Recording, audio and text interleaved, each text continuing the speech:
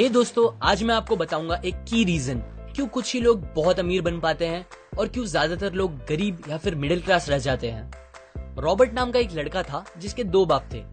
अब आप कुछ गलत मत समझिए, पहला उसका खुद का था पर दूसरा उसके दोस्त का बाप था जिसे वो अपना मुंह बोला बाप मानता था। पहले वाले ने पीएचडी की थी पर दूसरे ने कभी 8th भी पास नहीं की थी। दोनों बहुत ही स्मार्ट और हार्डवर्किंग थे पर दोनों की सोच बहुत ही अलग थी और दोनों रॉबर्ट को अलग अलग बातें सिखाते थे। पहला बाप बोलता था कि पैसा सारे फसाद की जड़ है, पर दूसरा बोलता था कि पैसा ना होना सारे फसाद की जड़ है। पहला रॉबर्ट को हमेशा महंगी चीजों के बारे में सोचने से मना करता था और कहता था कि वो हमारी हैसियत के बाहर है। दूसरा उसे कहता था कि वो सोचे और अलग अलग रास्ते ढूंढे जिससे वो सारी महंगी चीजें खरीद सके। ये करने से उसका दिमाग तेज होगा और नए आइडियाज भी मिलेंगे। पहला उसे कहता खूब मेहनत कर, अच्छे से पढ़ लिख ताकि तुझे बड़ी कंपनी में नौकरी लगे और तू बड़ा इंसान बन पाए। दूसरा कहता था तू खूब पढ़ मेहनत कर पर खुद की कंपनी खोल ताकि तू खूब सारी नौकरियां लोगों को दे पाए। रॉबर्ट के पास एक एडवांटेज था, उसने अपने दोनों बापों को अपनी अलग अलग सोच के साथ बढ़ते और उनकी तरक्की देखी।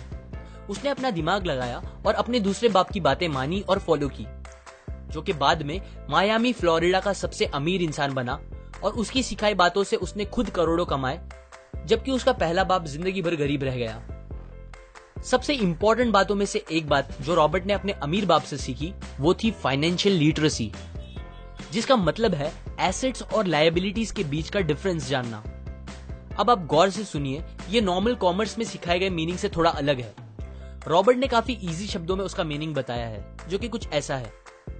एसेट्स कोई भी वो चीज होती है जो आपको पैसे बना के दे या फिर आपके जेब में पैसे डाले, और लायबिलिटीज वो चीजें होती है जो आपके जेब से पैसे ले ले या आपके पैसे खत्म करे।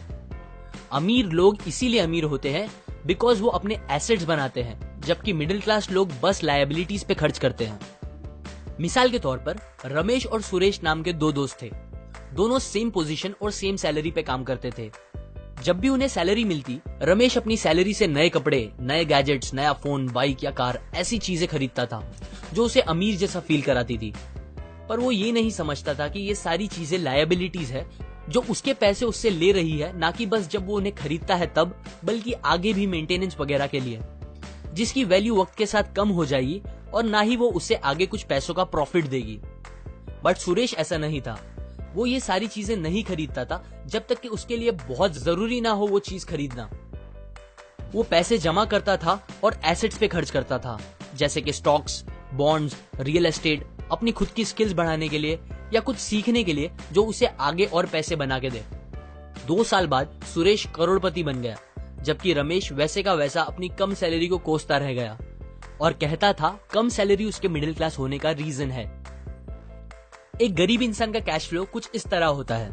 उसे पैसे मिलते हैं और फिर वो पैसे उसकी जरूरी खर्चों में खत्म हो जाते हैं। एक मिडिल क्लास का कैश फ्लो थोड़ा सा अलग होता है। उसे पैसे मिलते हैं, वो पैसे जरूरी खर्चों और लायबिलिटीज में खत्म कर देता है। इसीलिए मिडिल क्लास और गरीब में ज्यादा फर्क नहीं है।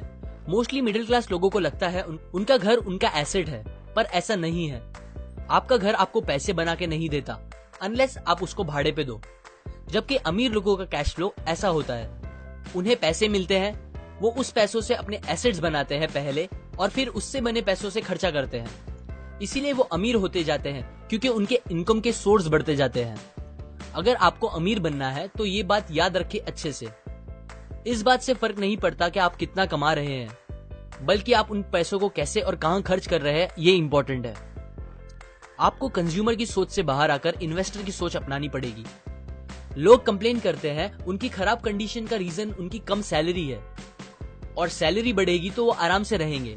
पर प्रॉब्लम ये है कि इनकम बढ़ने के बाद लोगों के खर्चे ज्यादा बढ़ जाते हैं, क्योंकि ज्यादा पैसे ज्यादा अच्छी चीजें खरीदने पे मजबूर करता है, जैसे कि एक बेहतर फोन, कार, घर, जो कि सब फिर से बस लायबिलिटीज है जो आपको कभी अमीर बनने नहीं देगी।